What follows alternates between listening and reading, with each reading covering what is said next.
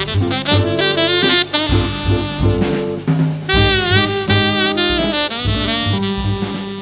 to a new edition of the Neon Jazz interview series with veteran Kansas City-based jazz saxophonist and flutist Mikole Kaar. Born in New York City, previously in Southern California, and now gladly calling Kansas City home these days. We catch up with this veteran artist about his adventures and a life of music that has been well lived and gets better all the time. For instance, he traveled in Europe to play jazz, and in 1986 his original album, Back to the Heart, was recorded and released in Germany. He later returned to the States and continued playing with jazz greats like David Benoit, Hammond Smith, The Temptations, Bo Diddley, Joe Cocker, the Platters, the Inkspots, and so many others. We get into his life of loving Kansas City and so much more. Dig this fascinating cat. So let's begin here with kind of the beginnings. I want to get to the beginnings of your career, but I want to begin our journey here by asking you, what is going on with your itinerary in Kansas City? What kinds of things are you doing right now in the summer of 24? Friday I played in Lincoln, Nebraska with David Benoit. We did a concert at a place called a Zoo. And then on Saturday with David, we did a concert at a place called Parkville. There was a jazz and blues fundraising concert over there for a school. And Tuesday night I played at the Phillips Hotel in the Tavernona restaurant. And last night I played at the Union on the Hill with my great keyboard player, Eric Kaplan. And this Saturday, I'll be playing at Jonathan's Barbecue with Eric Kaplan and a drummer by the name of Music Man. So that's what's up for that. And then I always go out and jam and play blues on Sundays over at Knuckleheads. And then Mondays, I go to the jam session over at the Blue Room. So it's been pretty full. This is my only day of not having gigs, and I'm sure I'll find some place to go toot my horn tonight. Right on. Well, that's a good problem to have. So you've arrived here in Kansas City relatively recently. Let's start with that. What brought you to Kansas City, and when did you get here? Well, June 2nd was my 1-year anniversary of being here, and I came here because this is the best jazz town in the United States that I know of. And I was here for about 2 weeks, staying with Max Groove at that time when I was here about a year ago. And he showed me what was going on, and I really couldn't believe it. And then last summer, when I had the opportunity, I put my car on a truck, and I took a plane, and I came here and decided not to go back. I was coming from Palm Springs, California. So let's get to the beginnings of your career and your life. How did you get into the jazz, starting to play music? How did all this begin for you? Well, when I was 9, I started playing clarinet. When I was 12, I raked leaves and rented a tenor saxophone so I can get into a rock and roll band. When I was 13, the rock and roll band had a song that got up to the top 40. So we traveled around Long Island and opened up for quite a few of our heroes, like the Vagrants. Billy Joel had a band called the Hassles. We opened for them. The Young Rascals, the Vanilla Fudge. I should have quit then, but I kept going. So you're from New York? You're from Long Island? I was born in New York City, Kings Highway Hospital, to be exact. And I don't remember any of it. Well, I do remember a lot of my early days, but I was in the city till I was 7, and then we moved to Long Island. And, I got involved in going out and getting oysters and clams, like Blue Point oysters we used to get with a couple of the trumpet players that I play with, and we had a Dixieland jazz band. My cousin in New York was the president of the Frank Lesser music company, and so he would send me arrangements for Dixieland bands, and then he started sending me arrangements for about a 13 or 14-piece little big band that played swing music, because Frank Lesser wrote all those tunes like Guys and Dolls and all that stuff. So he had all that stuff. And but I never thought of myself as a jazz musician back in those days.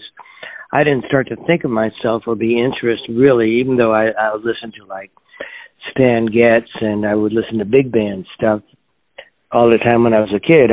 I never thought about going and being a jazz musician until I turned about 18 or so, and I went to college. And I met this guy that sort of mentored me for a while. He was an incredible musician, still is. His name's Ron Robbins. He's over in Orange County, California, and great trumpet player, flugelhorn player, alto saxophone player, flute player, percussionist, and singer, and piano player. Wow. So what was the first live jazz show that you ever saw that kind of blew you away? I went to see the CTI All-Stars. Actually, Ronnie took me at the Palladium in Hollywood. And on that bandstand was Stanley Turrentine, Freddie Hubbard, Hubert Laws, George Benson, Herbie Hancock, Ron Carter, Lenny White, and Airto Moreira. Oh, wow. It was a heck of a good way to start. That is quite a baptismal. So what were some early influences when you did get into the jazz bug? Who were some players that you either emulated or looked up to that really kind of got you going? Well, the first guy that got me kind of interested in jazz was actually before I went to school, because I was living about an hour and a half out of L.A. in the high desert in Lancaster, California. But I could get the jazz station. And so I would hear Tom Scott play a lot. And I said, oh, I should go study with him because, he plays, he did all Carole King stuff. He was like one of the two top saxophone players in Los Angeles at that time. So I went down to a music store called Baxter Northup, big store, looking for Tom Scott to see if I couldn't take lessons from him.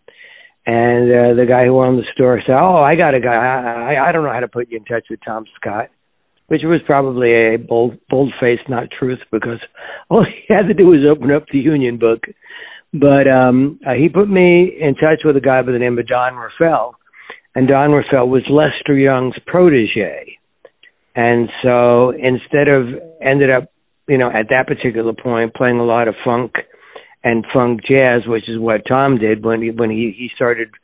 See, Tom actually started the smooth jazz thing in California while Grover Washington was starting it over on the East Coast. And Tom was rather amazing. He still is. He's still around playing. And but I would go to Don Raffel's house to take a lesson, and he'd say, well, try this mouthpiece. How do you like it? I don't know. I was going to try this saxophone. What do you think? How do you like it? What do you think of this song? I don't know. I mean, I didn't know nothing, This guy was trying to teach me how to play jazz because that was his bag. He actually did all the ghost work for Lester after Lester passed. He was the guy in L.A. that they called for all the dates if they wanted somebody to sound like Lester Young. They called Donnie Raffel. So I was with him, I don't know, probably a year or so. And then eventually I ended up taking lessons from, there was a guy that taught in L.A. His name was Charlie Shoemaker. It still is. Charlie Shoemaker's a great vibraphone player. And he taught like everybody. He must have had 200 students. He taught everybody in L.A. how to improvise and play jazz. So I studied with Charlie, and I studied with Don Menza, I studied with Warren Marsh, and it was interesting. But that's already going back into when I was 18 or 19 when I was at college at Northridge. I went to college at Cal State Northridge, which is now called what's it called? That's age setting in. I know the feeling. What the heck is it called? But anyway, I went to school there, and I went to Dick Grove Music School and studied arranging for a short time. And then I went out on the road with a show band, and I ended up leaving them in Philly and ended up going to New York and spending some time in New York on Long Island. And then did the turnaround, moved back to California. So what was it like in California?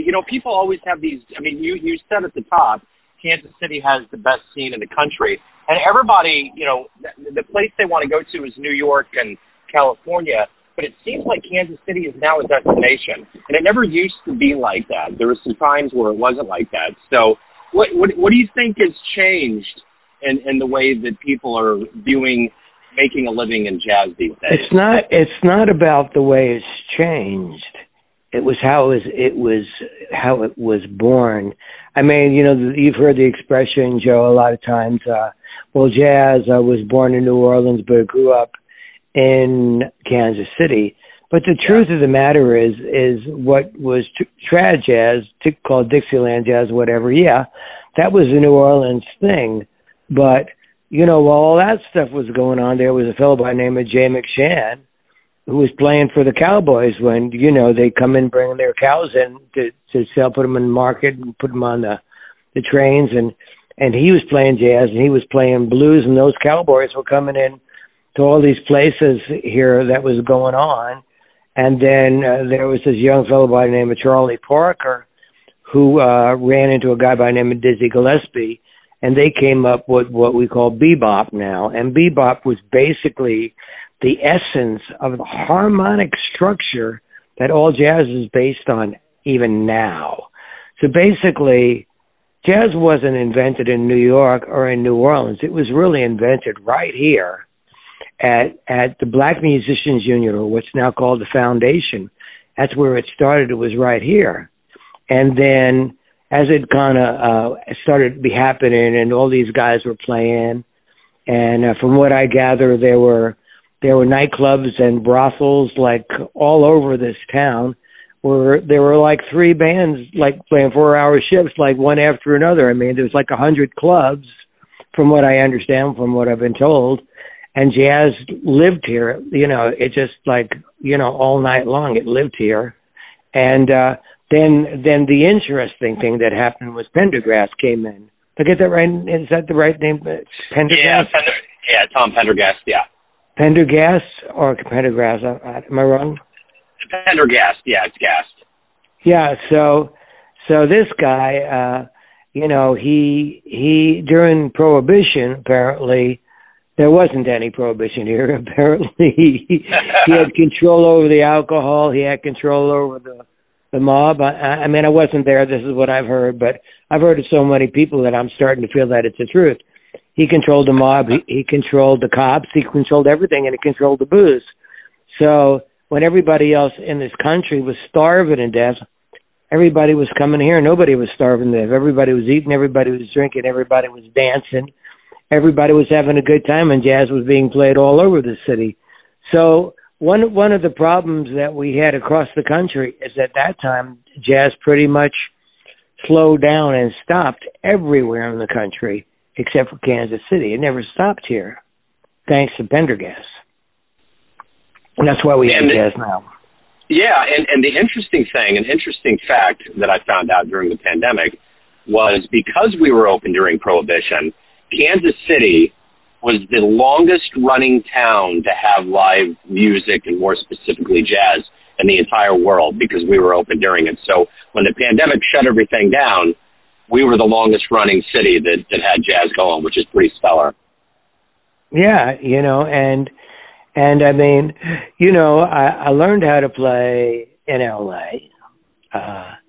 I played down in, you know, what you would call the ghetto, and there were only about 7 or 8 of us white guys that played, and all the other good musicians were black men. And, you know, I got to go down there and hang out with all these cats. I actually lived down in the Watts area for a while, or close to it, with a guitar player by the name of Ray Brooks. My girlfriend and I lived there, and Ray Brooks had a gig at a place called the Tiki Island. Tiki Island was on 38th and Western, for any of you all that know L.A. at all.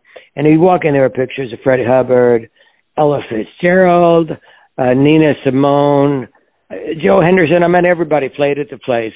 But when I got to the place, it was an R&B club.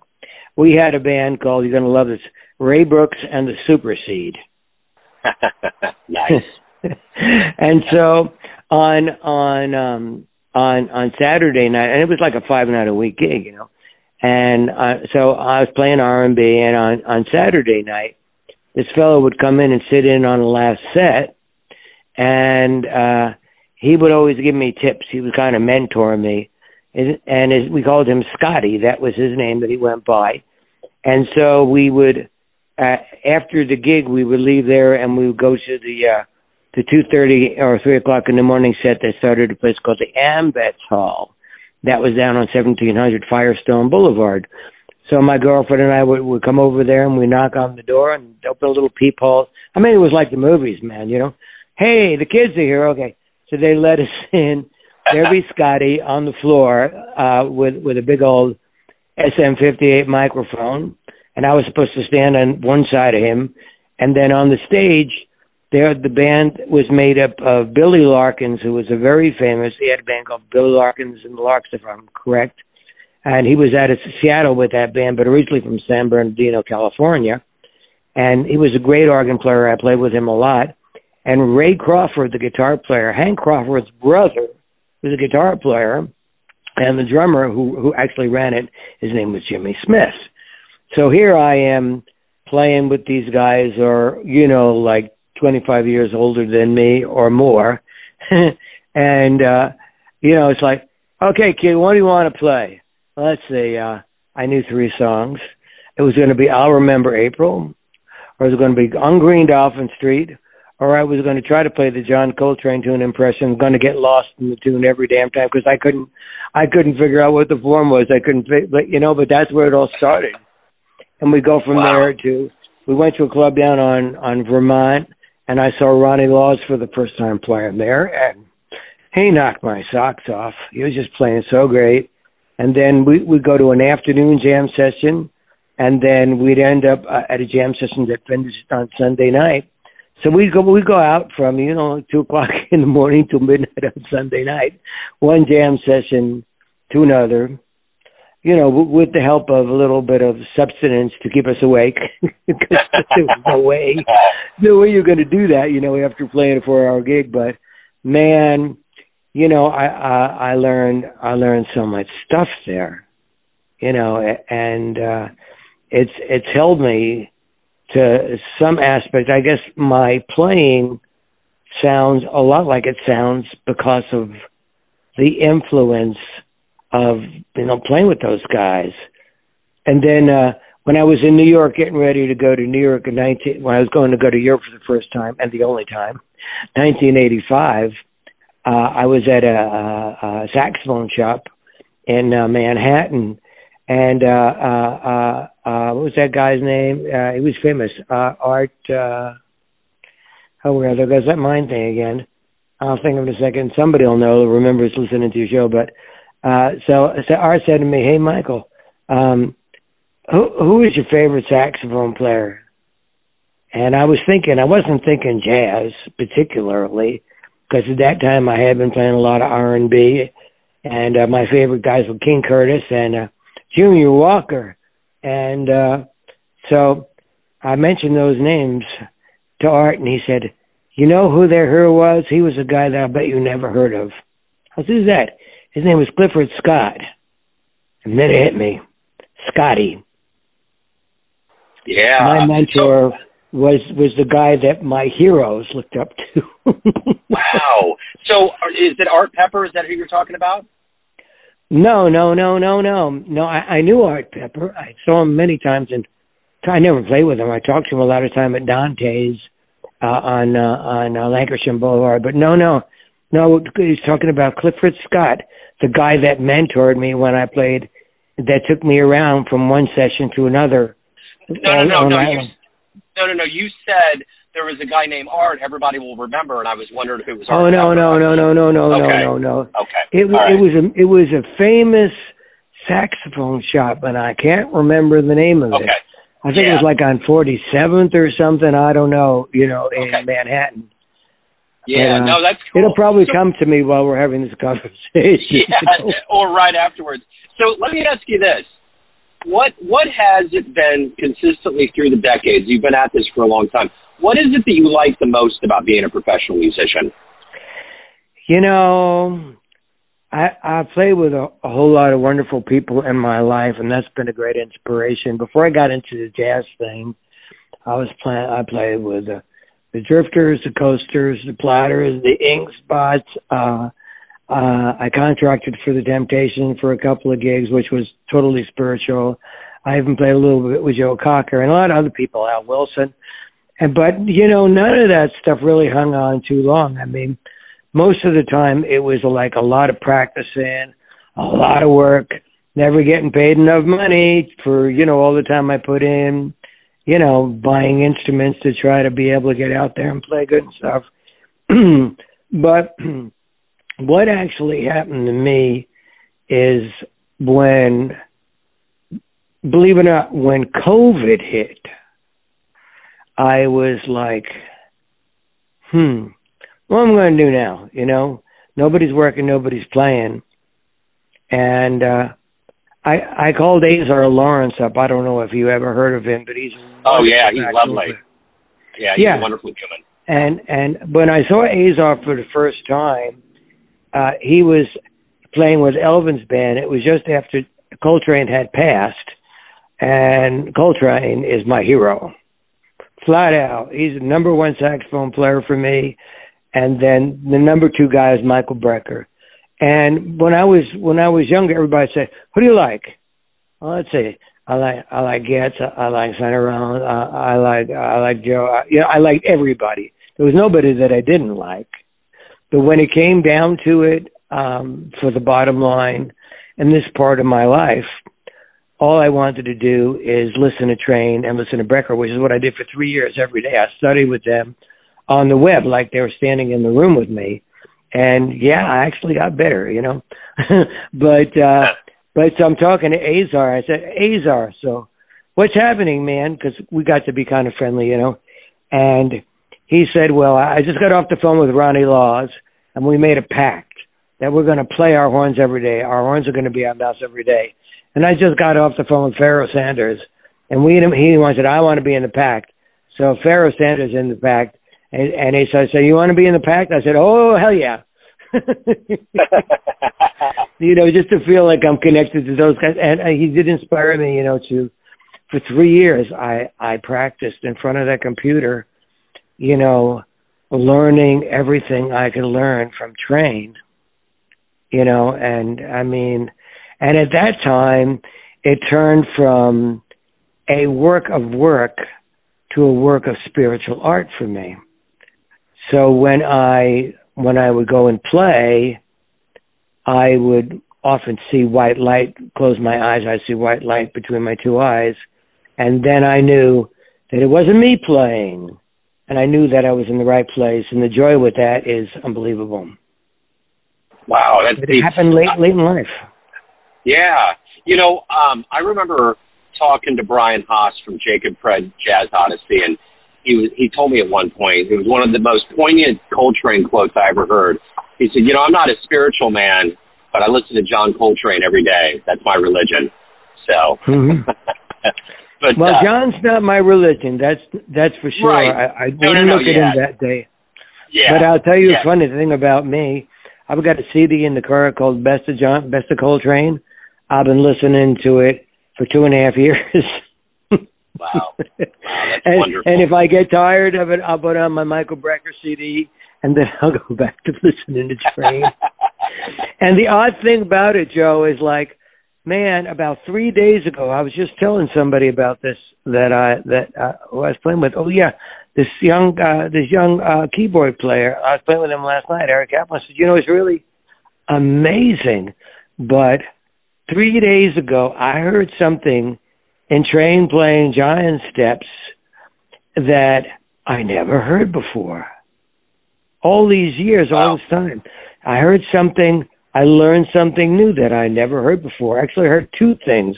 One of the things I heard was, I remember that I had heard that Tommy Flanagan had thought that Giant Steps was going to be a ballad, and he went in and he did the tune, and he didn't like his solo. And oddly enough, his solo never bothered me in any kind of way. And listening to it 3 days, I realized, you know what? He starts playing melody through the solo, creating a beautiful improvisation, and then he just plays chords for the rest of the solo. And I realized that's what he was talking about. All my life I've been listening to that tune. Would you believe it? 3 days ago, wow. At my age, I finally heard what he was talking about. That's amazing. That's amazing. I know. It's unbelievable, you know. Yeah. So let me ask you this. Why do you love jazz? Jazz is the greatest expression that I know of. I did a little bit of visual art, very little. And you know, and I've learned to appreciate the visual arts to a pretty good extent. You know, I mean, I get it when I see something that came from the soul. I get it, and that has to do with my ex-girlfriend who was a visual artist. You know, she taught me, and so I learned it. And that also was not during Prohibition. that was during the Hoosier stuff we just went through, you know. But pandemic, yeah, the pandemic. But to me, you know, the art of playing jazz, it's just when four people come together like one. There's nothing like that. Nothing like that. It requires a lot to have that happen. I've been on the jazz bandstand for a long time now, and there's a lot of times when that doesn't happen. I had a mentor by the name of Vernell Brown Jr. Is that name familiar to you? Yes. Okay. So, I don't know if you know, but Vernell was 25 years in Kenny Garrett's band. Yeah. And I played with Vernell in Las Vegas about 20 years ago now. You know, when I was 3. And Vernell decided for some reason, and Lord, I have no idea really why. I mean, I get some idea, but, you know, he decided that all the tenor saxophone players that were around in Vegas, I was the one he wanted in his band. So I started hanging out with him and playing and rehearsing with him and stuff. And then I went back to Palm Springs, decided I didn't want to be in Vegas. I didn't want to do shows. That wasn't for me. And I was getting calls. I was playing all the woodwinds, clarinets, flutes, piccolo, bass clarinet, bassoon, everything. I played all that stuff. And, you know, it was for the purpose of trying to be a studio musician, which I never was horribly successful at. I mean, I did some TV shows and some movies and record dates and stuff, but it didn't turn out to be what I was looking for. My teachers were making $100,000 a year playing studios in the 70s and the 80s. I thought, hey, I can do that. I can make $100,000 a year, but no. So here's Vernell. After I went back to Palm Springs, he starts calling me. He said, Michael, are you sitting at the piano? No. Go over to the piano. No, Vernell. Come on, go over to the piano. No, Vernell. That went on for 3 years, almost every week. He'd call me up, trying to get me to go to the piano. Finally, one day I was tired out. So the phone rings. I see it's Vernell. I walk over to the piano, sit down. Michael, are you sitting at the piano? Yes, Vernell. Good. I want to show you a couple of things. Well, he started talking to me about things that Miles Davis told Kenny, things that Miles Davis told Herbie, told Wayne Shorter, told Ron Carter. And he started telling me these things. These things weren't written down. And for 16 years, I started learning what he was telling me. And now it becomes the core of what makes me sound the way I sound, what my sound is. And that was all from Vernell Brown, never giving up on me, never quitting, and becoming my best friend. Oh, that's amazing. And that's something. Yeah, that is amazing. So at the end of the day, everyone out there has a perception of you, family, friends, fans, but you run the show. What's your perception of you? Who do you think you are? Who do I think I am? I think I am, on my best days, a spiritual manifestation of this music that comes through me and elevates me and seems to elevate people that come in to listen to me, which would say to me, I found out what I'm supposed to be doing in this life and will continue doing it till 2 days after I'm dead. Question for you, what do you like the best about Kansas City? Oh God. When I played in LA and moved to San Diego, guys would say to me, so what it was like playing in LA, Michael? I said, well, you know, if you played bad, nobody wanted to play with you. If you play good, really nobody wanted to play with you. Kansas City is, man, it's alive. You know, you go down to the Blue Room on a Monday night, and you got some of us older guys, but man, you got all these youngsters that are all playing in these colleges here are producing musical artists and teachers that are just, you know, they're going to be, I mean, and many of them more have grown up here and they're the top. They're like the top of the whole jazz music thing. It's so amazing. I mean, guys want to go to Berkeley, guys want to go to North Texas State. I think if I would have known about this, I'd have gone to Kansas City. But, you know, it's like there have been a few that don't want to see a new guy around being successful. They're jealous, whatever. But for the most part, man, most of these musicians here have been honorable, wonderful performers, players. You know, they're willing to play. They're willing to share the stage. They want to share the stage. They want to know what you do. They want to play with you. You know, it's incredible. It's just, I mean, I couldn't imagine. I mean, from what I hear, I haven't been in New York in a long time, but from what I hear in New York, that's not the scene. It's like they don't want to see it in New York.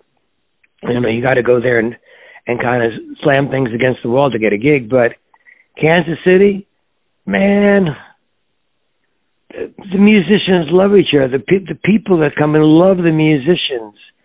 It's incredible. You know, I want to be part of it. That's why I joined the Jazz Ambassadors. I want to be part of doing my best and making whatever I can help make in this town be better and better and better with the jazz music. I mean, it's incredible. You got the Jazz Ambassadors, you got Jazz Live, and you got UNESCO, 3 organizations that are busting their buns to try to make this better and better and better. If it's a place that they can bring it back to, I mean, they're not going to bring back the brothels, right? You know, and they're not going to bring back, you know, people being walking around the streets with a beer or whatever. But there's a lot of stuff that can be done because these organizations want to, you know, they want to make this town even more special. That is, I mean, I came here and everybody says, "Oh man, this ain't what it used to be," and I'm like, "Excuse me, I just came from California. This is 1,000 times better than what's going on there. You guys are just missing the ball here. Hello." So if anyone out there wants to find out of anything more about your world, get your music, live shows, is there a website or where's the best place to go? MichaelKaar.com. If you can spell my name, you can find it. And I've got live videos. I've got studio recordings. I've got history and background on me, and you know, I'd love to share it with anybody who's interested. It's MIK, see you real soon, OLE, that's Michael, KAAR, not KARR, KAAR.com. Simple as that. MichaelKaar.com.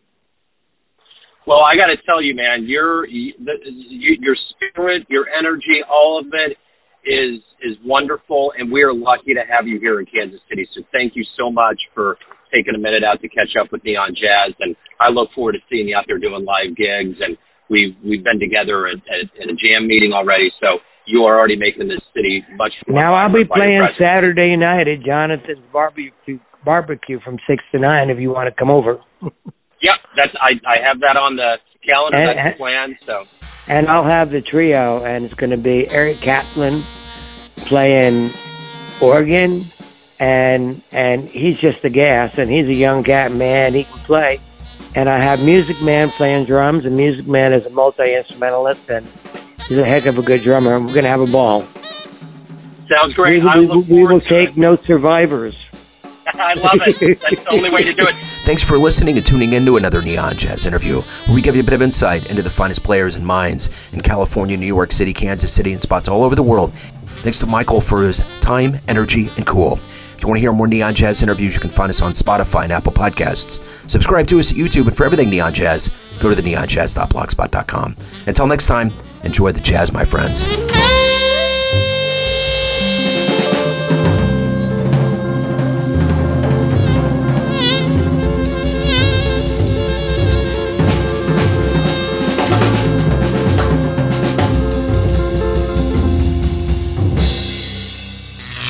Neon Jazz.